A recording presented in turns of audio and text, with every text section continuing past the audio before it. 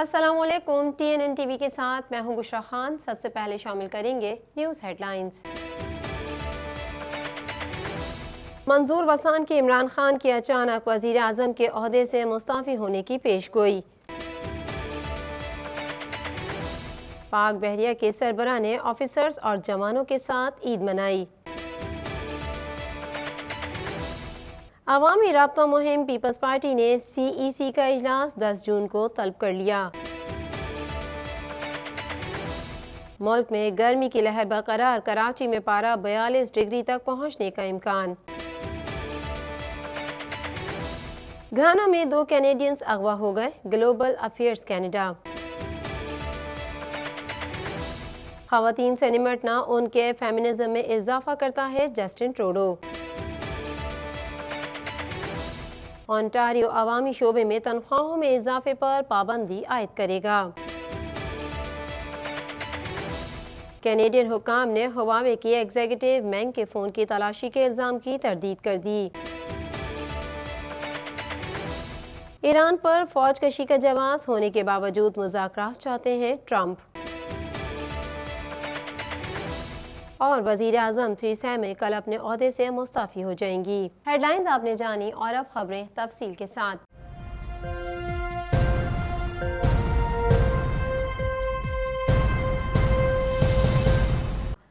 Pakistan Peoples party کے رہنما منظور وسان نے موجودہ حکومت کی اس سال کے آخر میں دم توڑنے کی پیش گوئی کر دی۔ انہوں نے کہا کہ عمران خان 2020 تک بھی نہیں چل پائیں گے اور اچانک وزیر اعظم کے عہدے سے مستعفی ہوں گے۔ مزید جانتے ہیں اس رپورٹ میں۔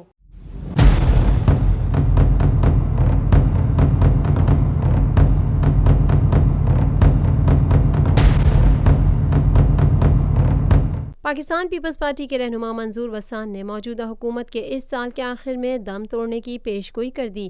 انہوں نے کہا کہ عمران خان 2020 تک بھی نہیں چل پائیں گے اور اچانک وزیر اعظم کے عہدے سے مستعفی ہوں گے۔ تفصیلات کے مطابق پاکستان پیپلز پارٹی کے رہنما منظور وسان نے کہا ہے کہ عمران خان 2020 تک بھی نہیں چل پائیں گے۔ لگتا ہے عمران خان اچانک وزیر اعظم کے عہدے سے مستعفی ہوں گے۔ منظور وسان کا کہنا تھا پارٹی کے فیصلے کے بعد پنجاب سے احتجاج شروع کیا جائے گا۔ احتجاجی سلسلہ شروع ہوتے ہی مختلف پارٹیاں نکلیں گی۔ پی رہنما نے کہا کہ وہ آصف زرداری کی ضمانت میں توسیع کے لیے عدالتوں سے پر امید ہیں۔ واضح ہے کہ گزشتہ ماہ بھی پی رہنما نے وزیر اعظم عمران خان کو تنقید کا نشانہ بناتے ہوئے کہا کہ 2020 عمران خان اور اس کی حکومت کے لیے کڑوا سال ثابت ہوگا۔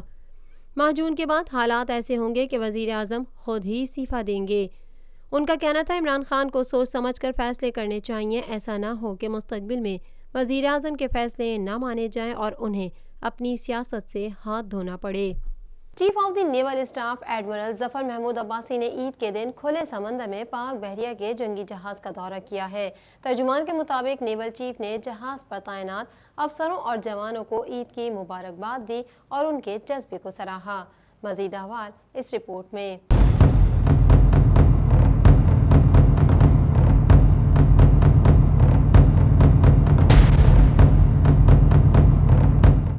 Chief of the naval staff admiral Zafar Mahmood Abbasi نے عید کے دن کھلے سمندر میں پاک بحریہ کے جنگی جہاز کا دورہ کیا۔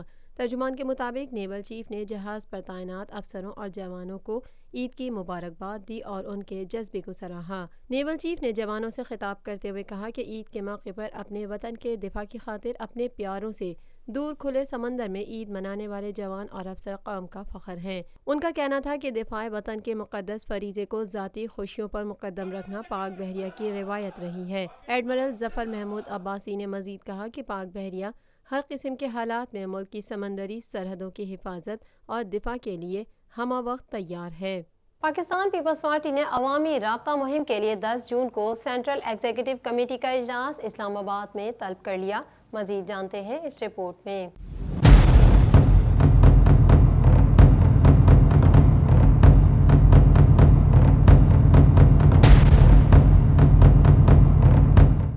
پاکستان پیپلز پارٹی نے عوامی رابطہ مہم کے لیے 10 جون کو سینٹرل ایگزیکٹو کمیٹی کا اجلاس اسلام آباد میں طلب کر لیا۔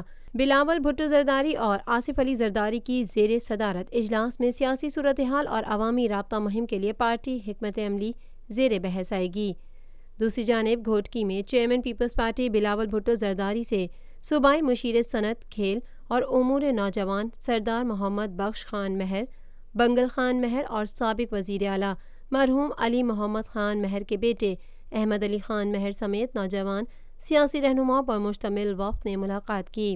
اس موقع پر بلاول بھٹو زرداری کا کہنا تھا کہ سلیکٹڈ حکومت نے ملک کی معیشت کا بیڑا غرق کر دیا ہے، مہنگائی نے عوام کا خون چوس لیا ہے، حکومت کو ہٹانے کے لیے عوام کو سڑکوں پر نکلنا ہوگا۔ محکمہ موسمیات کے مطابق عید کے دوسرے روز بھی درجہ حرارت 39 سے 42 ڈگری سینٹی گریڈ تک جانے کا امکان ہے، جبکہ ہوا میں نمی کا تناسب 50 سے 75% رہے گا۔ مزید احوال اس رپورٹ میں۔